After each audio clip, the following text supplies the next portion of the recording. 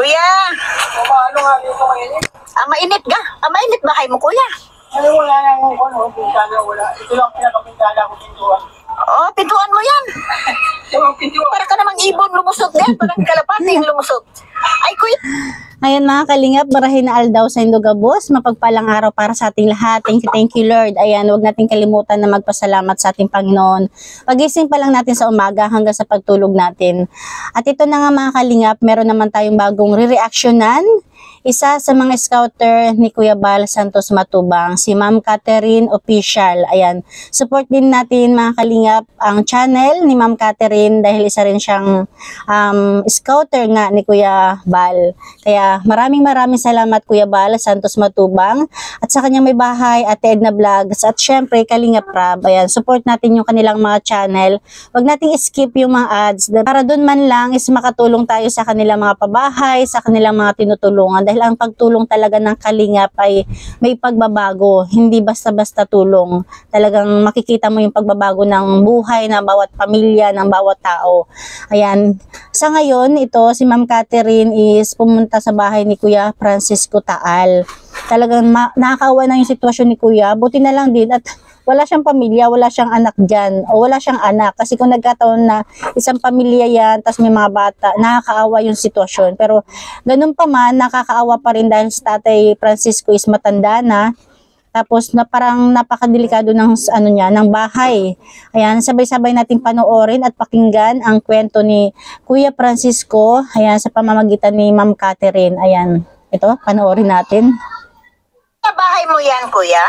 Oo, ito po ang Ayan, bali pala, nagulat si Ma'am Catherine kasi biglang lumitaw si Tatay Francisco na saan dumaan. Meron lang malit na butas na nilabasan si Tatay Francisco. Wala daw bintana, walang parang pintuan talaga. Lumusot lang siya para malit na butas. Oh, sige, upo ka na lang dyan, kuya, kung may maupuan. wala. Ayan po, dito po ito sa Magang din.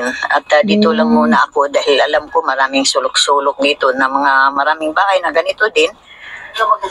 Dalawa daw silang magkasama. Ayan, At dito ang bahay, ayan yung Kuya bahay ni Bal. Tatay.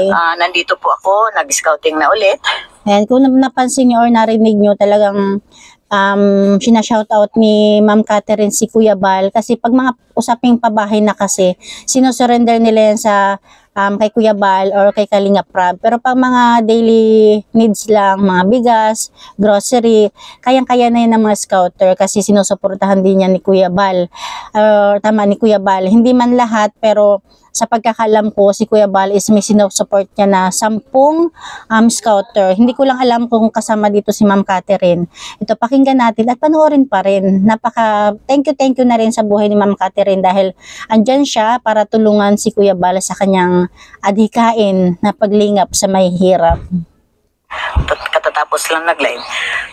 Ayan ang bahay, Kuya Bal. Opo, kami po'y vlogger ni Kuya Bal Santos Matubang po. Yes. Ayan. Scouter. Ayan, siguro mas maganda dahil wala namang pamilya si Tatay. Parang reaction ko lang. Mas okay na sirain na yan lahat. Tapos gawan si Tatay ng maliit na kubo-kubo. Kasi mag-isa lang naman siya. Diba? At least kahit papano talagang malinis. Iyan kasi nung, ayan, mamaya makikita nyo, pinasinilip kasi dyan ni Ma'am Catherine yung loob. Okay.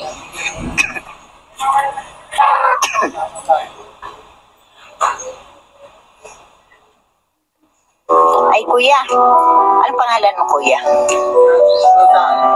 Francis Kutat. Francisco Taal. Francis Taal. Taal Volcano. Opo. Taga Batangas siya, pero bakit napunta siya sa Dait? Nakatira ka pa dito, kuya? Ayan, malaki sana yung bahay, pero sira-sira na. Binata ka pa. Anong mga laman dyan? Wala nga akong kaya hindi ako nag-isawa. Wala akong maipakain ko. Hindi raw siya nag-asawa talaga kasi wala siya ipapakain sa maging asawa niya. Ay, kawawa naman. Kuya, ano ang mga laman yan nasa loob mo? Mga kayamanan mo? Mga sako-sako eh. Ano yan? Mga lumang damit? Oo. Paano pagtulog? Dahil yan. Oo, Ito yan, yung no? pintuan niya, Yan Kuya lang Bal. yun, parang lumusot Pintuan lang niya. dyan. Yan, para siyang nagbahay-bahay yan. Titingnan ko lang yung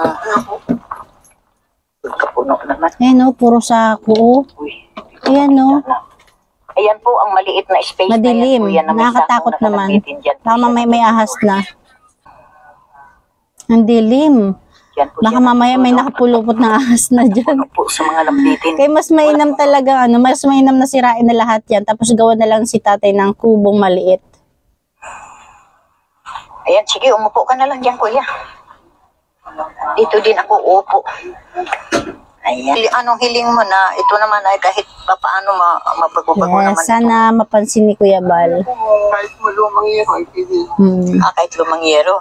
O sabihin mo kay kuya kahit papaano basta magpurmang bahay. Sabihin mo kay kuya Oo nga. Mga bala, Sana na lang, talagang kahit sirain na yan, tas kubong maliit na lang. Kasi kung bibigyan nga si tatay ng kailangan niya, tas hindi rin sisirain niya, tatapal-tapal lang, wala rin, ang gulo pa rin.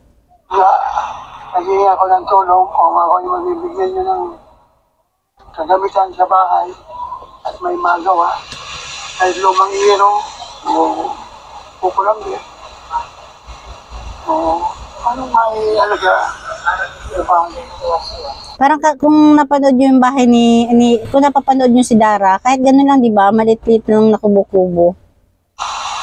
Mga ubuwang bahay. Ayan lang, okay. Minsan nakakaawa rin pag ganitong sitwasyon no, na hindi siya nagpamilya, tuloy, wala siyang karamay. Buti kung may mga kapatid siya, wala rin. Kaya, siguro may mga kamag-anakan din naman si tatay na tumutulong, pero syempre, bawat tao is may kanya-kanyang buhay. Kaya hindi rin talaga mapupokus yung atensyon. Sana matulungan ni Kuya Bal si tatay na magawan kahit kubo. 79 years old. Si Kuya Francisco Taal. Huwag kang magproblema kuya at Yes. habang nandito kami sa dait, babalik-balikan kita. Ate, Yan yung kagandahan kapag nakuha ng kalingap or natagpuan ng kalingap. Hindi lang yan isang beses, talagang binabalik-balikan nila at ina-update ang sitwasyon. kita ng bigas. No? Kung ano naman desisyon ni Kuya Bal sa iyong Yes. kubo na ito, malaking Sana, pasalamat natin sa Panginoon. Na, Hindi ko lang alam kung may update na dito kay tatay. Ito lang yung nakita ko kay Ma'am Catherine. O, Kuya Francisco, maraming iskinita ka. Maraming Ayan si Ma'am Catherine official. Ayan, shout out kay Ma'am Catherine.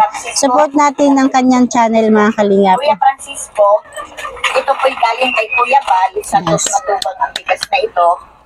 Kuya Francisco, magpasalamat ka sa ayudang bigas kay Kuya Bal Santos Matubang. Salamat sa Kuya Bang Matugan.